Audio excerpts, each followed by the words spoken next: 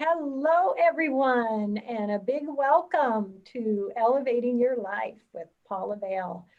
I am happy to share today two amazing women who have just given such inspiration and information to us with what they do and their book that we are going to talk about today, Do Unto Earth, It's Not Too Late. We have with us today, I want to welcome Penelope Jean Hayes. She is a foremost leader in the field of contagious and osmotic energy, known as Viralenology. Hopefully I said that correctly. And she has appeared on television hundreds of times. In 2020, she founded the Viral Energy Institute for personal, interpersonal, and planetary wellness. I love that. As well as she is an author of multiple books.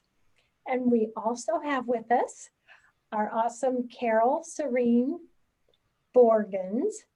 She has the gift of channeler and medium. She has brought wisdom and guidance to people around the world since the early 1990s, including current writings from the books, The Likely Future, short and long-term guidance from the source, a COVID-19 expose, as well as Do Unto Earth, which is the book we're going to talk about today. So welcome, ladies. Welcome.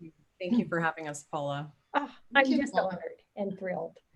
Well, I will begin with, we'll begin with you, Penelope, and I'd love for both of you to share what triggered you to come together and create this book that discusses so many great topics that we need to think about in the world today.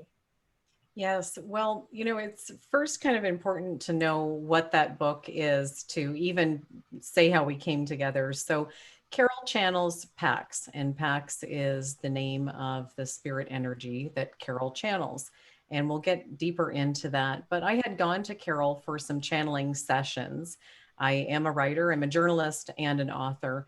And I was embarking on writing my second book. The first book is The Magic of Viral Energy. And I wanted to continue the viral energy message.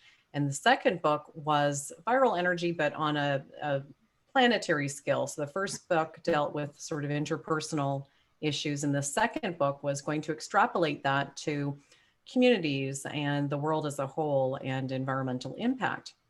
That book had a title at that time. It was just an outline with the title Do Unto Earth. So I had gone to Carole for some channeling sessions looking for spirit wisdom on the direction. Would this book be published? Was kind of one of the questions. Just wanting peace of mind, because it's a lot easier to embark on a project like that if you feel that, the spirit world is behind you. This is, this gets a thumbs up. So Carole and I were acquainted. And then one day she contacted me to say that Pax actually wanted to offer his wisdom for the Viral Energy Institute, which again, the main focus here is the personal, interpersonal, and planetary well-being. So this is a big thing. This is a really big deal. Can you imagine the spirit world saying we want to offer assistance to what you're doing? So it was kind of like a pinch me type moment. And of course, yes, this is wonderful. So we got started right away. It just so happened that I was flying out to where Carole lives in Vancouver. I was on book tour for another book, and she and I were able to sit down and have coffee and talk about it. And it was really exciting. It was just, this instant, you could really feel the energy. So when I flew back from that trip, it was actually a month-long trip on the West Coast. And when I flew back home, it was 2 days later, we started writing. And at that time, we didn't know it was going to be a book. We just knew it was what Pax had offered, wisdom and guidance towards this, this purpose, this goal. And so it wasn't, too far into it, really, maybe a week, maybe 2 weeks, when we said to each other, this feels like a book, this should be a book, or should it be a book? And we asked Pax, and he said, indeed, yes. And it would adopt the title Do Unto Earth. So, and I just want to say, you did hold it up already, but look at how sizable this book is. And because of the channeling process, it was written in a matter of just a couple of months. Can you imagine? And yes, very comprehensive advice and wisdom for our environmental repair, but so much more, diving deep into mysteries of the world, the things we always wanted to know. And we find out how all of these curiosities are connected to our wellness and planetary wellness. Love it. And Carole, That's how we met. tell us about your coming into this and joining Penelope. It was divinely inspired, I'll say. It was, although I didn't realize it at the time when Pax offered to support this venture and offer assistance, it actually was the fulfillment of an agreement I made with Pax back in the early 90s when I began to channel his energy. And that agreement was that the purpose of our coming together and my being asked to channel him was to take his wisdom and guidance, put it into book form, and extend that out to the world. Well, I had continued to do his writing and collect his wisdoms, but I personally had no connections to put it into book form and get it out to the world. So meeting Penelope it didn't trigger my thinking about doing so. But what did trigger my thinking was Pax himself, who, when we were working together one day, said to me that he wanted to offer support to the project that Penelope was doing and contribute to it. So as I explained that to her, she recognized that it was quite a bonus for what she was undertaking. And then we soon both realized what was happening and began to work on this as a book project together. The three of us, as Pax says, a good team, we three. I love it. I love it. And I've always felt it's just so wonderful that, you know, our guides, our spirit teachers, whatever you want to call them, they're with us all the time. And they're trying to give us messages. We just need to open up. And it must be so amazing for you as a channeler, Carole, because you really, you know, have opened that door, and it's a beautiful thing. I love that in the book, you talk about so many different topics. So I'd love to touch on a few of those, like perhaps talking about our health and our foods and us taking care of ourselves, and how that means taking care of the planet and having healthy soil and such. Is there anything you'd like to say on that topic? Oh, yes. And there's lots that Pax wanted to say on that topic too. So we actually have a whole chapter on kind of plant-based remedies, discussing food and what our best food would be. A plant-based diet would be a healthy way for us to do it, plus great for the environment and for animals, of course. And Pax speaks about remedies that are plant-based remedies, really interesting things like a cure for asthma, which is to take the leaves of the bamboo plant and to steam them. You would think about how you might do it in a sauna with taking a hot rock and putting this, you know, hot rock on. So not to imbue it with fire and smoke, because that would damage the, you know, medicinal properties of the bamboo leaves, but to kind of steam it, if you will, and to breathe that in. So that was one example of something. He speaks of obviously our plastic issue on planet Earth, and how plastic is crude oil and then made into these forever chemicals that don't break down. And that plastic is just everywhere, which is really a new thing when you look at our human history so long on this planet. And yet plastic has just sprung up in the last, you know, I don't have it in front of me, let's say 60 years since the Industrial Revolution. We used to use glass and other things. So he is warning us that plastic not only is not good for the environment and doesn't break down, we know this, but it actually off-gasses toxins. So it's off-gassing toxins into our homes and into our foods. And I said to him, well, you know, how serious is this plastic issue in contact with food? For instance, if you were me, would you remove all plastic from your home? Certainly all plastic that is in contact with food immediately. And he said, yes. You know, the answer was sort of, that's a no brainer. And so I did. Right after that conversation, I went around my house and that was it. Like, I got rid of the Tupperware, replaced it. It was so easy too, Paula. Replaced it with mason jars, and it was fun. There was something about it that just, you know, it feels good. There's something very healing to your soul about doing that, and doing that for your family and your pets. And I had all these beautiful pet bowls that I had bought. They were really pretty too. And I got rid of all of them because they were plastic. And I'm like, you know what? No, I'm not going to. And that's been over a year now that I've completely eliminated. I mean, and you can't do completely, of course. But Pax does give us a replacement material for plastic, and that is hemp cellulose. So he says that everything that we're currently making with plastic, that we can make instead the same exact product, whether that was a car part or the plastic wrap for the food, which we would then call plantics rather than plastics. And you can make that, we can make that from hemp cellulose. So that's really $1 billion idea that our companies can simply retool. So we're not asking companies to go out of business, but to retool. And look at how, you know, there's a huge market that can open up there, because now everybody needs the, you know, the newest things. So this book, Do Unto Earth, is absolutely full of these solutions. So it's not just another book complaining about the environment or listing those problems. It is solution after solution, but told in a way that is like a journey and like a movie.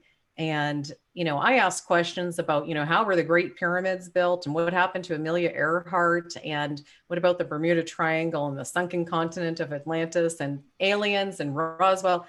You know, and it is so far reaching because he gave me that opportunity. And he said to me that I can see it will be through your, and not just me, your mankind curiosities, that we will affect change with your people, that we can see that it is through your curiosities that people will read this book and therefore begin to change our planet. And it's just, it's a fascinating read. It really is. Yes. Yes, it is. And what's fascinating to me, and I love that you mentioned animals, I've always believed when we eat, you know, we are so much healthier without the meat. And when we eat from an animal that suffered and cruelty, it affects us energetically. I went vegetarian several years ago, and it's amazing how much better I felt. So it was great that Yeah. was shared in the book. We actually talk about that. I don't know if you found that part yet. Yes. I could look up later what page that's on, but I actually asked that question. So I turned vegetarian when I was a teenager, and I went vegan a number of years ago.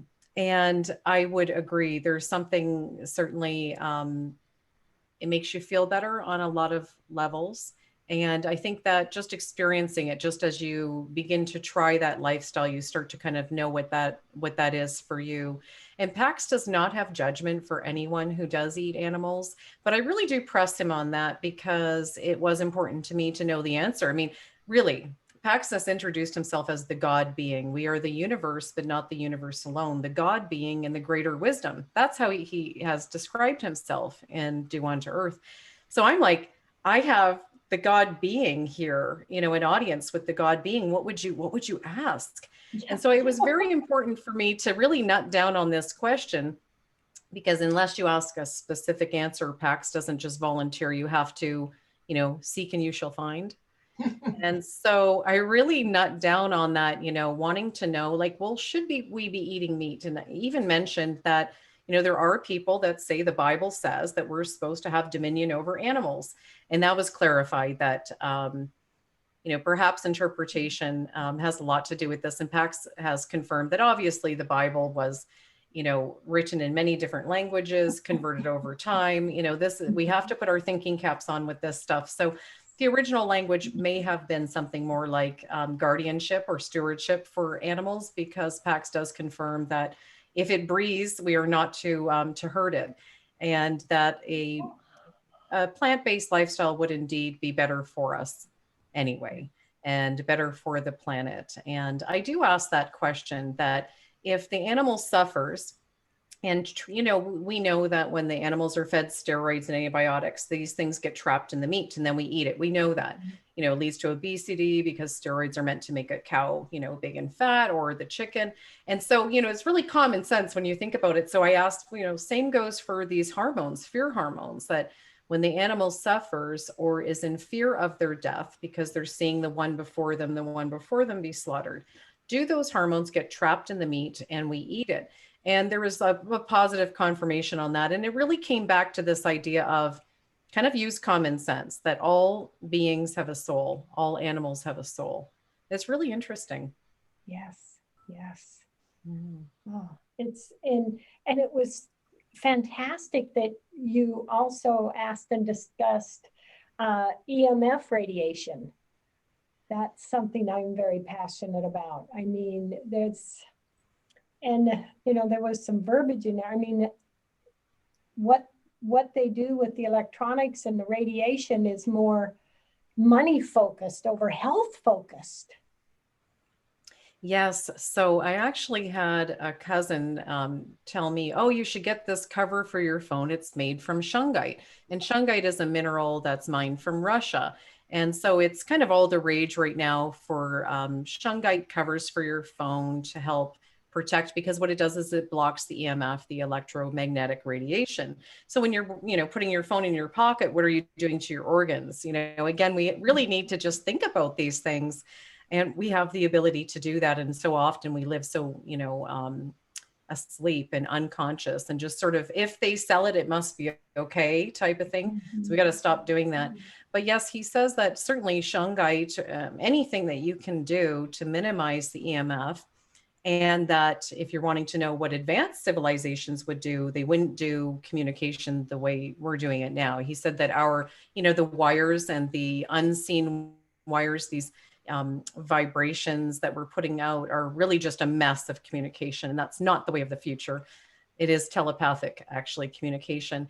But what you're saying, he does say that it's, you know, the device in terms of children and frying their brains, as we like to say, is really more a matter of we're babysitting our children with these devices, and that's, you know, almost the greater crime here is what we're doing to the minds of children. So it was an informative conversation. Thank you for sharing all that. And something else I'm really happy you discussed and shared your information on climate change. What would you like to say to our audience about that? Well, you know, climate change deniers was something that I asked. I know some people in my life, we probably all know some people who still deny climate change or believe that the earth just goes through cycles and it is a natural cycle, this current warming. So Pax says, no, that the earth does go through cycles, absolutely. And it's like these waves, but what's happening now is like this with no end in sight. And that is what's not normal and natural. And that is the anthropogenic climate change, and that we are indeed currently affecting our environment. And again, since the Industrial Revolution, so many things have changed so fast in such a short period of time that we are affecting the environment and the climate, and that we need to turn it around. We don't have a whole lot of time left to turn it around. Yes, yes. Is there anything you want to share with us of what an individual can do to help with turning around and changing the mindset toward climate change or damage we're doing to the planet? Is there anything you'd like to share on that? I think maybe Carole would start with that one. Thank you. One of the strong messages that PAX has for all of us is that we all have the personal power to make a difference, not to look to groups or other individuals, to politicians, etc., to make a difference, to begin a movement, for example, to come up with the ideas. It is within each of us. We have the empowerment, if we will recognize it, to take our ideas and contribute to the overall good, not just to sit back and await. something else to happen, because if everyone did that, we'll be going backwards. So the actual nuts and bolts of what to do may not be known by a person yet, but if they combine with others, offer their support, then they are part of the solution. And Penelope will speak more about those methods of solution. Carole, that's a beautiful message. It was beautiful. Very well said as well. And it makes me also think of our ability to simply set an intention and send that intention out into the world. So if you can do nothing else, if you perhaps can't join a movement for whatever reason, and during this COVID time, there might be restrictions, you can send positive thoughts of healing energy to Mother Earth. So we can start with that. And we also have the power with every dollar we spend. You know, as consumers, we are driving the market. And we're still putting gas in our car unless you have an electric car. And by the way, electric cars, that fuel comes from somewhere too. If you really knew about electric cars, you would know that that's not the solution either, because it's not entirely clean. So we have the power with everything that we buy. So if we start saying, you know what, this is just not working for us. We want this. We want Plantix. We want plant-based plastics. This is what we want. Remember how quickly, Paula, we turned around this plastic bag at the grocery store thing? Yes. It was fast, right? Yes. I mean, it was like all of a sudden there was this movement of people. It was kind of uncool to take plastic. And we turned that around really quickly. And guess what grocery stores do? They're just going to give you what you want. They are. So people were wanting the paper bags. And then they pivoted. They were like, well, now if you want plastic, you have to, it costs 5 cents in some places to buy even a plastic bag at the grocery store. You're encouraged to bring on your own bag. So that happened pretty quickly. And that was driven by, you know, a movement that said, like, this isn't cool anymore to have these, you know, single-use plastics. Look at the straws. Now everything's paper straws where I live. And I'm sure on the West Coast. We need that here. Yes. Well, yes. And you can't even plastic straw. It's so uncool. If there's a plastic straw at a restaurant or, you know, a bar, it's kind of like, oh, like the reaction. And so the consumer will drive those things. So if we start kind of insisting or asking, it's a simple thing. You just ask, hey, you know, do you happen to have a paper straw? They hear that enough, they're going to start giving the customer what they want. So we do have a lot more power than we're giving ourselves credit for. And as Carole said, we can't leave it to politicians. You know, these administrations are here 4 years, maybe gone the next. I mean, we can't leave it to them. They don't get all the credit for all of that. The power is in our hands. Yes. Yeah. I love that. I love that. Carole, what would you say is the biggest message you want to share with everyone today from what you shared in this book? I'd like to hear from both of you what you really want to leave with the audience today. I'd like to share from Pax the encouragement for people to trust in themselves, to listen to their intuition, to recognize that they have it to begin with, and to begin to learn that they have within themselves, each of us, an inner wisdom and a guidance system that will set us on the right path if we will acknowledge it, and if we will follow our hearts and know what is best for us to contribute to our world today, and have the faith that we can do so and go forward and find the way to make your purpose known, to follow your heart, as I've said previously, and go forward and make your contribution. Everybody has a purpose, a reason for being here. And, you know, to sit with yourself and think about what that is, but really beyond thinking about it, feel it. Feel what's in your heart. Feel what brings joy and enables you to contribute. It's about giving, not receiving, because when we give of what is our true purpose in this lifetime, we receive the love, we receive the benefits. So trust in self, recognize that you are fully capable of making a difference on this planet, if you so choose. And if you don't, you can make a difference in your village, in a smaller scale, in your family, or most certainly in your own personal self and your wellness. So trust in self. Thank you. Thank you. Penelope, what last words would you like to share with us today? I would like to share that this book, Do Unto Earth, was not about Carole or myself. This book is about you, your listener, your viewer. And this was written for everyone on planet Earth. Truly, it is. It's a long love letter from the divine wisdom source, from the spirit world. And not only is there information on the environment, there's information on your personal journey, as Carole spoke about, information that we have a whole chapter on developing your own sixth sense. And so if this is interesting to you in any way, please go to our website, paxwisdom.com. That's P-A-X, Pax means peace, paxwisdom.com. This book, and we have others. So we just want to invite you to accept this gift, Do Unto Earth. Oh, that is awesome. That is awesome. And I have to share, that is something that just I absolutely loved about the book, is because it does share so many topics and words and messages, from what we can do for others, for the planet, but how to inspire and, you know, become a better person ourselves, or I guess a more aware, mindful person. I mean, it's huge. I read a lot of books, and it is huge what a circle this book is. And you can feel the love in the messages.